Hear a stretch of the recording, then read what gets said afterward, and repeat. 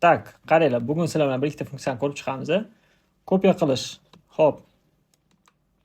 Obyekt ushlab turib, xo'p, shiftni bosasizlar, keyin tortasizlar. Bizda 3 xil narsa bor. Buni oldingi savolda ko'rib chiqdim. Instance bilasizlar, bu obyektda nima o'zgartirish kiritsak, ikkinchi obyektda ham xuddi shunaqa o'zgartirish bo'ladi. Kopiya qilsak, prosta bu obyektni kopiyasi bo'ladi. Bu как? Endi bu obyektni kopiya qilamiz, buni o'zgartirsak, bunisi o'zgarmaydi. Xo'p, reference asosan modellashtiradiganlar, ya'ni modellik bilan shug'ullanadiganlar ishlatadi. Tilam aylanmay ketdi-yu, uni burilib. Xo'p, mayli. Qaranglar. Okey, kopiya qilib oldim. Men o'zi bu narsani o'rgatmoqchi emasman. Bugun boshqa narsani o'rgataman. Ya'ni, bunda 4 ta qilib olaman. Bugun sizlar bilan hide o'rganamiz. Ya'ni obyektni bekitish. Mushkani rechete bosamiz. Mana bu hide select bor. Ya'ni obyekt tanlaymiz. Tanlagan obyektimizni belgilab olib, mushkani o'ng tugmasiga bosib, bu yerda hide select degani bor. Hide selectni bossak, o'sha belgilagan obyektlarimizni bizda bekitib beradi. Ya'ni men bu narsani interyer qilayotganda nimada foydalanaman? Biron narsaga dekor qo'yib turib, 2 xil 3 xil variantini ko'rmoqchi bo'lsam, dekor qo'yaman. U dekorimni hide qilib qo'yaman. Yoki qanaqadir dekor o'zgartirishsa, zakazchilar, men o'sha dekorni udalist qilmayman, prosta hide qilib qo'yaman, ya'ni bekitib qo'yaman. Menga renderda ko'rmasligi uchun, xalaqit bermasligi uchun. Ya'ni zakazchi fikridan qaytib, yana o'sha dekorni orqaga qaytarishi mumkin. Shuning uchun o'chirib tashlamasdan hide qilib qo'ygan ancha ma'qulroq. Bundan tashqari ham ko'p ishlatiladi, boshqa narsalarda ham. Sekin-sekin o'zingizlar o'rganib olasizlar. Tak, xo'p, endi buni qaytarish. Deylik, o'zi ancha ishladik, get result bilan qaytarib bo'lmaydi buni baribir. Mushkani rechete bosamiz. Unhide all degani bor. Hammasini qaytarish bor. Bitta bossak, hamma narsani qaytarib beradi. Bekitgan. Absolutni sahnada nimalar bekitgan bo'lsa, hammasini qaytaradi. Tak, get result. Yana bor, orqa qaytarish usuli. Hide by name degani bor. Unhide by name. Bu yerda men misol uchun obyektimizni ko'ra olamiz. Qaysi obyektda bekitilganligini bosib belgilab unhide qilib olamiz, chiqazib beradi.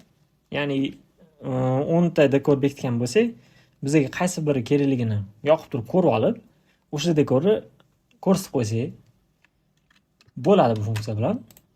Ko'rsatsak bo'ladi funksiya bilan qaytarib. Yana keyingisi. Xo'p, endi bu obyektni orqaga qaytarib olaman. Endi ko'p ishlatiladigani bu bizda interyer yasayotganda, ya'ni sahna yasayotganimizda juda kerak bo'ladi. Bu obyektni o'zini hide qilish. Ya'ni shu obyektimizni ham ushimizni W bosib ko'rmay. Alt Q ni bossak, bizga shu anaqani nima edi ismi? Obyektimizni отдельный hide qilib beradi. Отдельный kerak emas yonidagilarni bekitib turadi.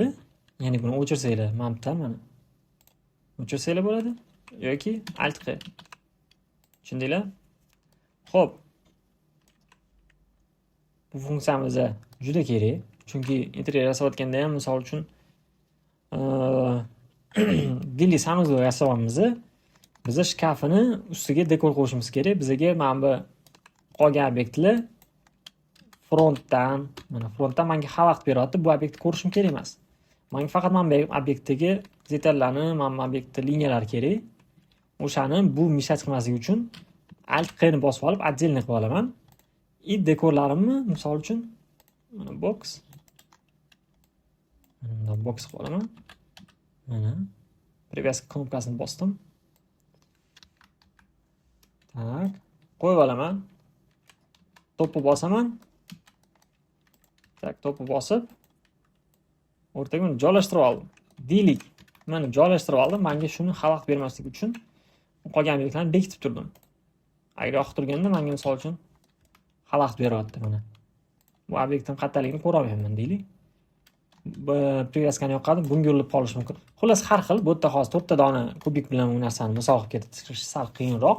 Uni realniy obyektlarda yasalayotganda ham ko'rishinglar mumkin. Уже eslab qolsanglar, nima qilayotganimni alt q bekityapman. Ya'ni bekitib ishlash alt qni bosasiz, shuni eslab qolinglar. Juda kerakli narsa. Tak, keyin alt qni o'rgatdim, unhide o'rgatdim, hide select bor. Unselect bor, ya'ni belgilanmaganni olib tashlaydigani bor. Xohlasanglar shuni ishlatasizlar. Xullas bu variatsiyalar har xil. Bu funksiya ko'p ishlatiladigan funksiyalardan bittasi. Hide, unhide va obyektni o'zini hide qilib olish ko'p funksiyalar, ko'p ishlatiladigan funksiyalardan. Video foydali bo'lgan bo'lsa like, podpiska, Telegram kanalimizda undan ham qiziq fishkalar bor. Kirib podpiska bo'linglar. Mavzularni Telegram kanalida asosan tanlaymiz. Xo'p.